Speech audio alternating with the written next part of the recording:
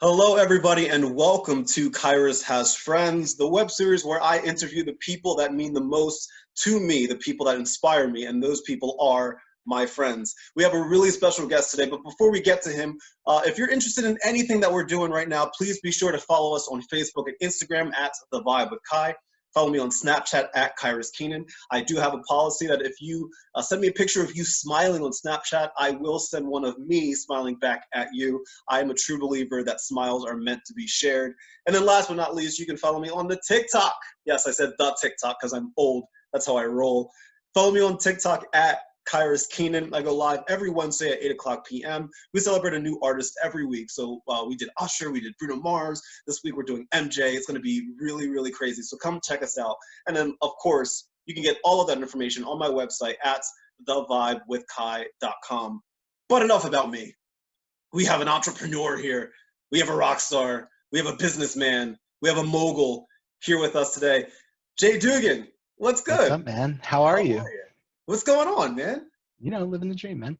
Nottingham in the house today.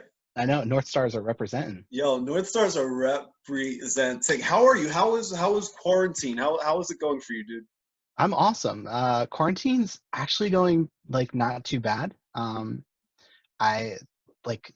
family's just so close, and my wife is great, and the kids are awesome, and so we're really enjoying it. It's kind of like a little vacation, a little bit, which is a terrible way to treat it, but right.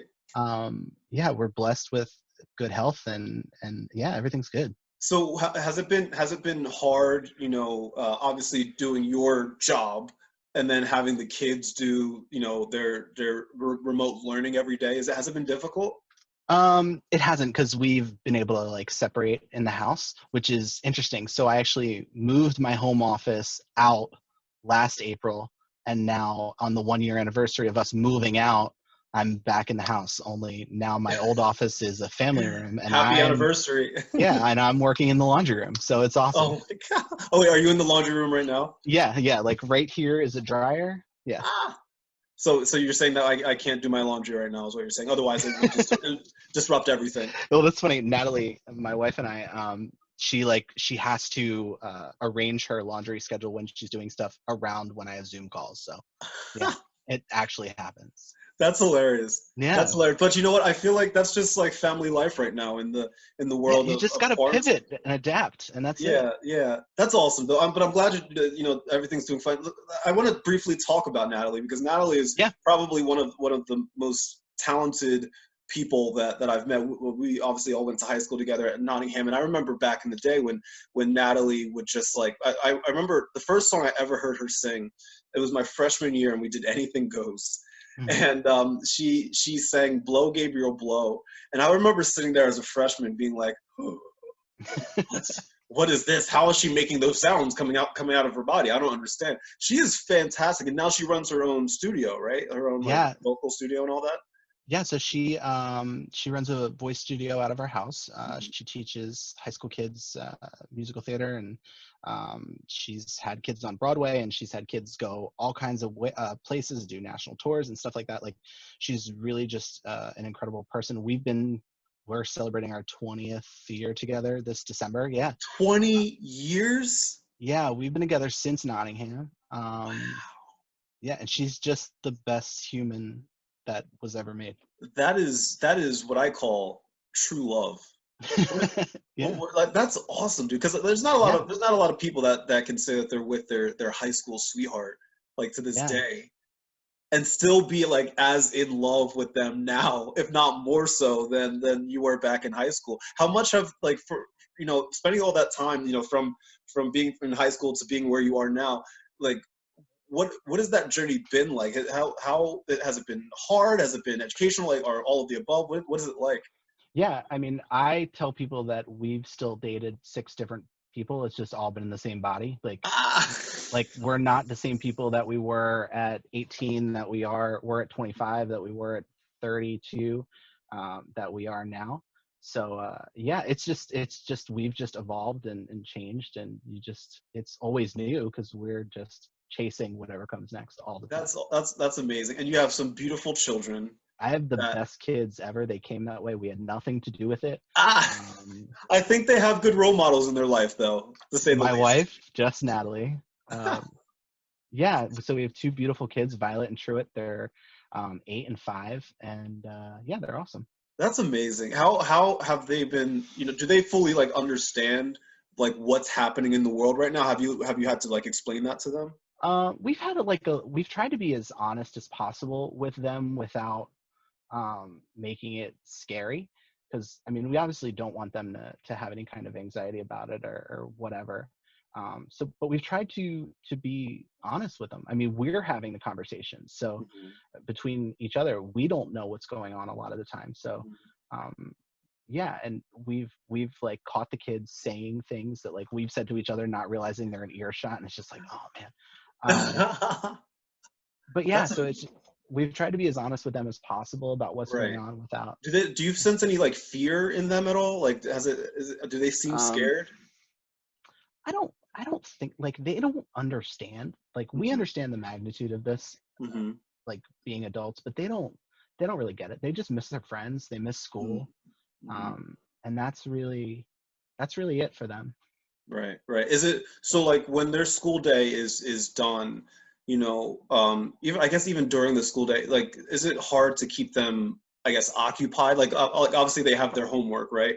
And you guys are doing your work. Is it hard to keep them like still like in one spot? Hey, it's time to do your work. Well, because they're still like young enough that they still need obviously that supervision, right? So has it been difficult to kind of like wrangle them to get focused on the remote I, learning? I mean, I think we're lucky enough where we have jobs that we can like we can adapt our schedules to what Mhm. they need. Like that's a real blessing, and I don't know how people that we always say have to work real jobs do it, but yeah, so like we're really really blessed and really lucky to be able to adapt and change our schedules and what we have to do Right, um, right. for them. That's So great, it's man. it's not so bad. Now, listen, they spend way too much time on the iPads right now. Like it's just what we need to do to survive, and Hmm. it is what it is. It's not Right. permanent, and they're never That's permanent. incredible because I've always been curious what it's been like to be like a parent because it's like for me it's just me, right? Like I'm just taking care of me, trying to figure life out, right? Let alone I can't imagine having to figure out what's going on like for me personally, and then also make sure that other little tiny humans are alive and doing okay. Yeah, yeah. I mean, it's really so. I think the most shocking thing to me was realizing that like how I feel about them is how my parents feel about me, and Mm. that was like just like mind blown. Natalie tells a great story. She had a friend that told her that like seeing your baby is like seeing a color you've never seen before, and it's like Ooh, that's the most beautiful thing I've ever heard. That only could right. come from friends of my wife. Um, but and it kind of is like that, like just the That's the pride amazing. the pride you have for the silliest thing that they do is just really Right. incredible. Yeah. So I want to go back to Nottingham for a second here. Hmm. So obviously like we were all born and raised at Nottingham High School in Hamilton Township, New Jersey. The home of the You were North born there? Stars. I wasn't I born was there. I was born I was born in the old gym. Oh, okay. Yeah, I was I mean born that in the old gym. explains a Yeah, lot. it explains a lot, doesn't it? Man, I feel like the 4 years there were probably like looking back at it, I didn't realize that those 4 years would probably be one of the most like invigorating educational years of my life. And I don't mean like educational in like scholastic way or collegiate not scholastic. What did I just say? Like Scholastic. scholastic way. There Sure, you we'll go go. with that. I didn't like not. I don't mean it like that. I mean it in just like the way that I interact with people and the way that because from preschool up until fifth grade, I went to like a Christian school where we all wore uniforms. Sixth, seventh, and eighth grade for me was me getting used to the public school system. And high school was finally the time that I'm like, okay, I gotta hang on this. I gotta hang on this a little bit. And it ended up being, really interesting. And I still keep in touch with a lot of people that went to Nottingham, like you included. Do you still keep in touch with a lot of the friends that you've made at Nottingham? Yeah, absolutely. I mean, people now that like my circle has expanded, people in Hamilton that didn't grow up here are always shocked at how people just stay here. Yes. So yeah, a lot of the friends I have now are people that knew me 20 years ago that we don't, it doesn't feel like much time has passed and it's been 20 years. So Right. Yeah. That's the best thing because I feel like the times that we do get back together with our old friends from Nottingham, I feel like no matter how much time goes by, we still like pick things up where like it left off, as if we were still back in high school, right? yeah, And and that's amazing. and like what a talented group of kids. Like I mean, some of the people around now, if your freshman year was Natalie's senior year, I was gone. But Yes. Yeah. um, You and I didn't go to school yeah, together, right? but some of the people that pass through the hallways at Nottingham are just like super, super talented people doing really, really cool things. I Hmm. mean, it's really underrated. Like it's people don't acknowledge it. You hear that, Steiner? You hear that, Hamilton West? You hear that? Nottingham in the house. Man, no, you're absolutely right though. I mean, have these incredible performers. I know that one of, I can't remember her name, but I know one of whom she was after even after I graduated, but I think she was in the national tour of Hamilton, things like that. I know that we've had tons of people do Broadway and professional work, and even theater aside, like people that just went on to start their own businesses and go on and do these big things. We were talking about this briefly before we started this today, that like there's just some people that are out there doing their thing, and it's Yeah. beautiful to watch. Yeah, it's really, really awesome. I mean, and it led to what we connected with at that alumni concert. I mean, Yeah. what high school is going to be able to put together an entire night of just alumni performances? Hmm. Yeah, That was a fun night, man. It was so what year was this? This was 2014? I don't know, No, 16? 2013? It was somewhere around there. It No. was it was a little Oh bit ago. no, I can tell you when it was. Yeah, Natalie was 9 months pregnant with Truett. that's right. It was 2014. Wow. Yeah, it's 2014. So it was 6 Yeah, years ago. And what we did was, since because we recognized that we had a lot of people at Nottingham that went on to do really big things. So we found performers from pretty much almost every like decade at that school, in the like 20th century, I feel like. And we performed. We did a cabaret. We sold a lot of tickets, and people came and watched us perform. And it was so much fun. Like just the people, being able to perform on that stage, because at that time I had not performed on that stage since my senior year, which was yeah, 2005 when I did Oklahoma. And I'm sure for people like Mike Cray and yeah, Natalie, who haven't been on that stage for even longer, like that was an incredible night. yeah. It was really awesome. It was fun to watch. It was, you know what? It was also really great to just give back, like to just Yes. show the kids coming up the high school. I say kids, show the Hmm. kids coming up the kids, um, that like they can do great things. Like Hmm. they can do awesome things Hmm. Yeah, because other absolutely. people before you have. Yeah, it's and the really cool thing was seeing all of our teachers and administrators that came back, to watch us perform again. And we what did we raise money for? It was for the I school, think it right? was for the play. Yeah, I it was don't like one of the remember committees, so yeah, so that they could use the money to put on the show that year the show or that whatever. year. Yeah. Yeah, which is incredible. Do you miss anything about high school at all? Like your high school days? Do you miss anything? You know what? I wish I could go back to high school knowing what I know now. Oh, I could think you that's like such a imagine? cliche thing, but Oh my God. um, Could you yeah, imagine, dude? Like if we could go back to high school, yeah, like same people, same situation, but knowing everything that we know now. yeah. I think Well, that would here's be I guess here's the tricky part though, dude.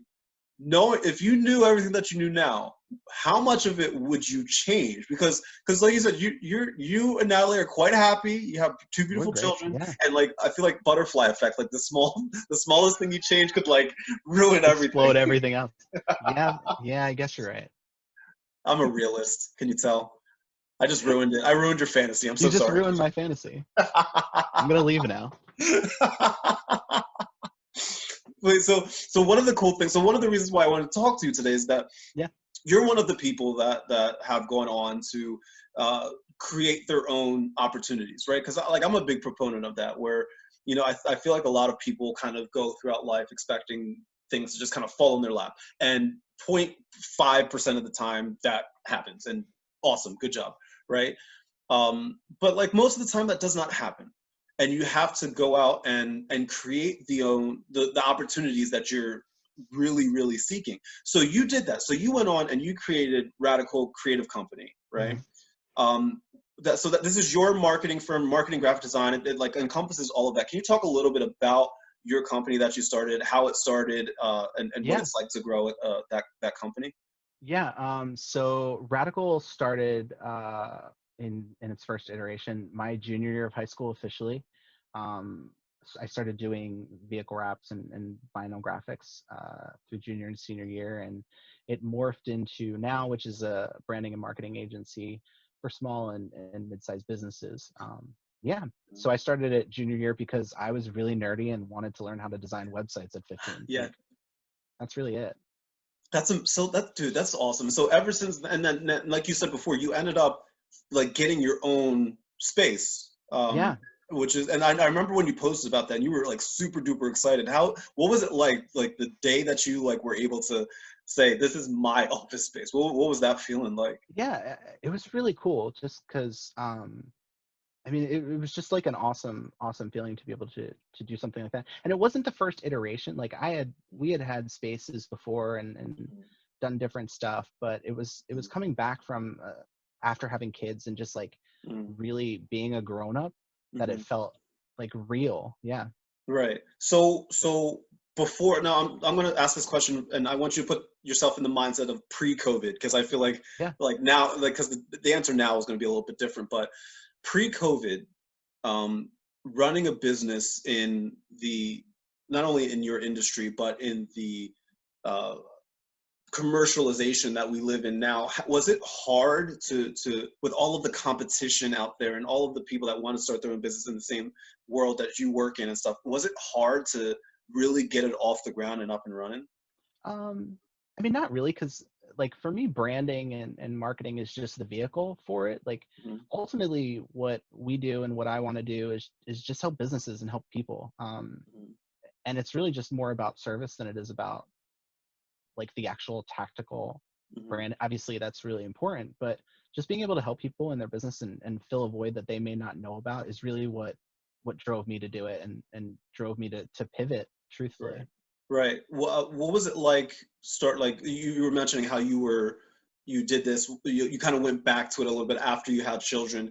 um was it harder, growing it with children in mind? Because like no. obviously when you start a business, like you have to go all in and you're taking a risk. Did you find it to be more difficult, or more fulfilling, I guess? I think it was more fulfill. I mean, Hmm. I started the business when I was 16, 17 years old, so I didn't know anything else. So Hmm. like there was a lot of like real immature times when I was Hmm. younger, and it was like we worked and we would get up early, but we would also party pretty hard. So Right. like Right. having kids was it really just grounded everything. Mhm. So no, it was different, but it wasn't better or worse. Right, right. So now I want to flash forward to quarantine. Hmm. The situation that we're currently in now. Like I also work in the marketing field, Yeah. and it has been quite interesting, right? Because I know that the fear coming into it was that, like no, well, the fear was the fear of the unknown, right? Because nobody knew what the heck was going to happen, right? And I know from my experience with some of my clients that I've worked with, like they're surviving, they're hustling, they're doing their best given the situation. And a lot of them, like, especially some of my ecom clients, are like taking off. I had a couple ecom clients that had in March and April were their best months in years, years. And I'm curious, what are you seeing on your end from just a general marketing perspective with your clients? What kind of feedback are you seeing from them? Yeah, I mean, I think the first week everybody just like killed all their advertising. Like just Hmm. straight up was like Yep. done. Nothing.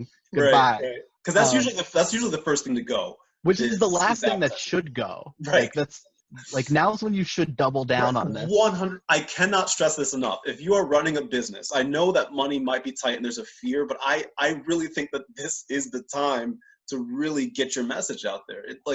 Oh my God, especially on social media. Come on. Mhm. Yeah, and even do it cheaply. Like there are ways to do it cheaply, like but Mhm. invest in it. So once everybody kind of got past that, I mean, we've had such an influx of leads the past couple weeks from businesses. Like we're in a great place. We're lucky enough to be in a business that people really need right now. Mm-hmm. But I'm really just really happy with the way a lot of our clients and people that I know that own businesses have really shifted and changed their messages and changed different ways for them to sell their product and get really, really super creative. Mm-hmm. I mean, I think this is times where like if you have any entrepreneurial spirit and you open a business, like this is your Super Bowl. Like you are thriving right now. Yes. Um, Mm-hmm. so I just think it's about pivoting and just trying to figure out like how you can use this to your advantage Mm-hmm. and how you can figure out like this isn't happening to you. Right. Like this isn't happening to you. It's happening for you. How can you use it and how can you propel yourself forward from that? Absolutely. Do you some I know you work with a lot of small to medium size, and I Mhm. do as well. And one of the things that I've noticed with a lot of my clients, particularly the ones that have never really focused a lot on their digital presence, Mhm. right? Where they have been set in their ways for, like, I'm talking like HVAC companies that have been doing the same thing, like successfully for like 40, 50, 60 years, right? Like their business is being passed on from generation to generation. And now all of a sudden, even like restaurants are having to figure out how to, set up a takeout or and things like that. For the businesses that are out there that maybe reluctant or are fearful to change the things that they're so used to doing, what do you normally tell them to kind of ease their mind with that during this time? Um, I mean, I think it's just about trying. Like Hmm. and if it doesn't work, it doesn't work. You just move on. Like Hmm. you can't pause anything right now. Like the Hmm. only thing you can do is shift and adapt and try it, and maybe it will work for your business, and maybe it won't. Hmm.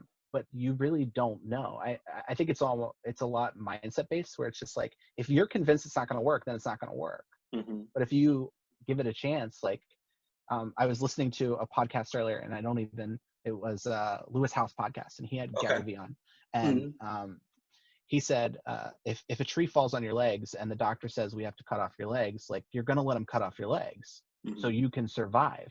And Right. it's kind of along the same things. Like if you have to pivot to survive, then you pivot to survive. Hmm.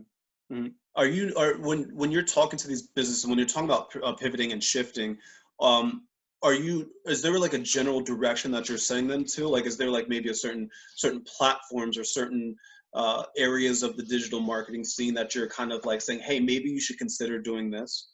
I think it's just about getting creative to stay relevant. Mm-hmm. Like, and it might not look like what you're used to selling. It might not look like selling anything at all right now Mm-hmm. if you can. Mm-hmm.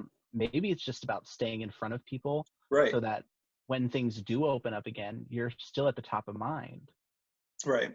Yeah, I tell some of my clients that the a lot of people think that when you when you see an ad, and I'm just gonna talk social media here since social media is that's my world, obviously. Um, a lot of people think that when you see a lot of clients think that when a customer sees the ad, this is them seeing the ad, this is their conversion. They think that like this is a straight line, right? It's never that, right? You have the person sees the line, but they're not all like most of the time they're not going to convert right away, right? So like they're going to go different routes. It's going to take time, especially for like the longer funnel clients or the longer funnel industries and things like that. And you're right, I mean, you need to stay in front of these people because you don't want them to forget about what you do and how you can help them. And a lot of the service industry clients that I work with as well, like since a lot of people are home, I've noticed an influx of leads of people just trying to like, hey, I'm home, might as well get my roof done. Yeah. Yeah. Like, My backyard is going to be great by the end of this quarantine. Like right, right. yeah, it's same thing. Like it's not a direct transactional thing all the time. And that's what I try and remind our clients is like it's not one to one. Like there's plenty of steps involved. There's plenty of ways for you to be creative and stay relevant. Right. Now, for any of the young marketers that are out there, because like you and I have been doing it for a while, but for especially nowadays, because there's a lot of students that graduated college, Mhm. this around right now, that are maybe fearful or scared or may not know what comes next for them and their career. Do you have any advice for some of those young students that have just graduated, they want a career in marketing, and they're not sure where to go right now, what would you tell somebody if they came up to you and asked you, what do I do? Yeah, I think I think this is twofold. Like the first thing is dabble. You have to dabble. Like Mhm. if you're young and you're in this business or the design business, like bounce around, find out what you like. I think there's a lot of value in knowing what you don't like. Mhm. And I think people underestimate that. Um, and then the second part is like, none of us know what's going to happen next. Like 18 months ago, 2 years ago, we were all playing around on Vine trying to make that work. Like we don't know, we Yeah. don't know what's going to happen next. Mhm. So that idea, if that's what you're trying to grasp, like you're don't, because it's not going to work for you. Right. Because none of us really know. Right. It's just Right. about adapting early to what is in front of us and Right. just dabbling around and playing around with it. But Right. marketing's always going to be here. Like Mhm. if you're romantic about the vehicle or you're romantic about digital, like don't be, because listen, 10 years ago I was designing print ads and billboards, and Mhm. 22 years ago none of this existed. Like Mhm. I didn't have a cell phone in high school. Like I didn't get a cell phone until college. I I got legit did one, not have a cell phone. Like I mean, I had like a block, I guess, in high school. My senior year of the high school, I had like a Nokia. block, and I used my phone. And this is gonna blow your mind, Jay. I used my phone to call people, and that's all it did.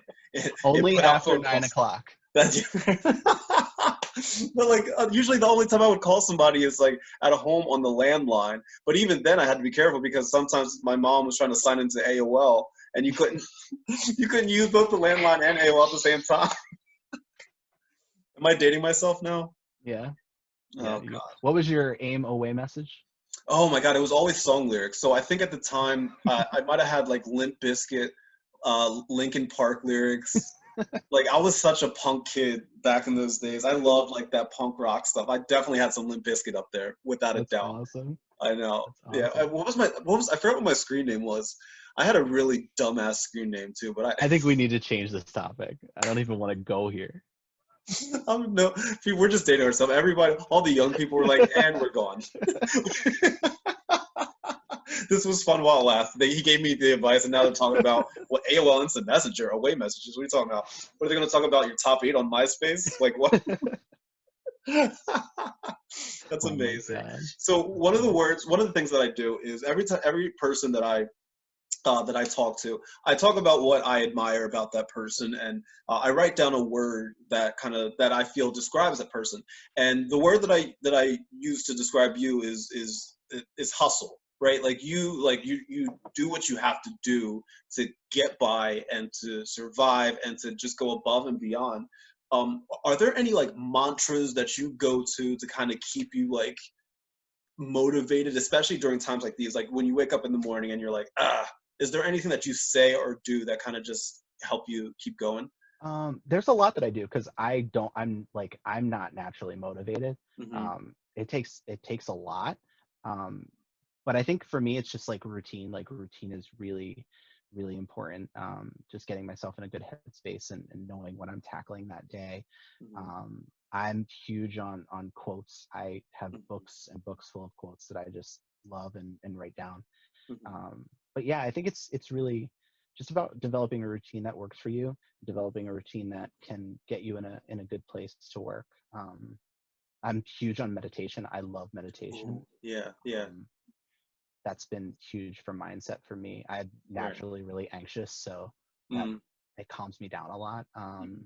But yeah, Yeah, dude, I'm so happy that we got to do this, dude. yeah, this is awesome. I'm like so happy because I mean it's been a while, it's been a while since we like talked, and I don't know if we ever like even really like talked like that nerdy marketing stuff together, like like and the talk. Now we did Yeah, we publicly, probably did. I think back when we were planning out the North Star Cabaret, I think we got a probably. little nerdy at times. Um, did you install the Facebook Pixel? What? Oh my God.